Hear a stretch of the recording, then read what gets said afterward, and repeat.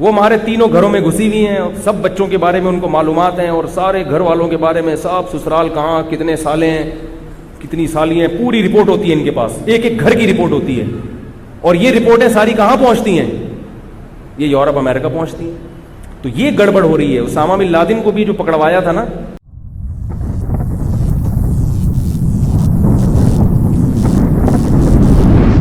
اللہ اکبر. عقیدہ پہ بیان کب ہوگا؟ تو بہت دفعہ بیان کر چکا ہوں. سونے کا بیچنا حلال ہے یا حرام؟ ظاہر خان نے پوچھا. جائز ہے بھائی.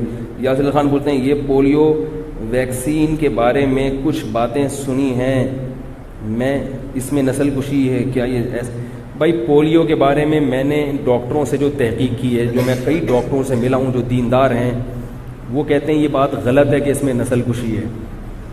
تو جب تک کوئی بات دلائل سے ثابت نہ ہونا، خام خواہ کے الزامات نہیں لگانے چاہیے. ضروری نہیں کہ جو چیز امریکہ سے آ رہی ہے وہ زہری ہو، یہ ضروری نہیں ہے. میں نے ڈاکٹروں سے پوچھا کہ یہ گن پوائنٹ پہ پولیو کے قطرے کیوں پلاتے ہیں اگر اس میں نقصان نہیں ہے؟ انہوں نے کہا یہ اس لیے یہ ہمارے فائدے کے لیے نہیں پلاتے، اپنے فائدے کے لیے پلاتے ہیں. اس لیے کہ پولیو اگر ایک مریض بھی رہا تو ان کو یہ ڈر ہے کہ وہ بیماری ہمیں نہ لگ جائے، اس لیے دنیا سے پولیو کو ختم کرنا چاہتے ہیں اپنے فائدے کے لیے. تو ہم جو امت اخبار پڑھ کے رائے قائم کرتے ہیں، امت اخبار میں ایک مضمون آ گیا انٹرنیٹ پہ، یہ کوئی دلائل نہیں ہوتے. دلیل ہمیشہ اس کے اہل سے پوچھی جاتی ہے جو ماہرین ہیں. میں بتاتا رہتا ہوں نا کہ آج کل نئے نئے فرقے آ رہے ہیں، وہ قرآن حدیث کی روشنی مسئلے بتا رہے ہیں. بھائی جو علماء ہیں ان سے پوچھو اس کی کیا حیثیت ہے. تو ایسے ہی پولیو کا جو کہ میں بیماریاں ہیں یا نہیں، یہ مولویوں کی فیلڈ نہیں ہے، یہ کس کی فیلڈ ہے؟ ڈاکٹروں کی. تو ڈاکٹروں سے جو میں نے اپنے طور پر پوچھا ہے، وہ سارے ڈاکٹر جو مجھے ملے ہیں اور بڑے مستند ڈاکٹر کہتے ہیں بھائی کوئی بیماری نہیں ہے اس. پھر بھی میں نہیں کہتا کہ ہو سکتا ہے کوئی سازش ہو، بیماری ہو، لیکن یہ دعویٰ کرنے سے پہلے آپ کے پاس دلائل مضبوط ہونے چاہیے. البتہ ایک بات میں نے سنی ہے اور وہ بڑی مستند ہے کہ پولیو کے قطروں کے نام پہ جاسوسی بہت ہوتی ہے.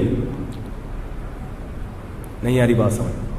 بہت سارے لوگ کیا کرتے ہیں، این جی اوز کیا کرتی ہیں، محلے محلے کی خبر لینے کے لیے پولیو کے نام پہ عورتوں کو گھروں میں گھساتی ہیں. تبھی آپ نے پولیو کی ٹیم کی عورتیں دیکھی ہوں، یہ گھر میں گھسنے کی بہت کوشش کرتی ہیں.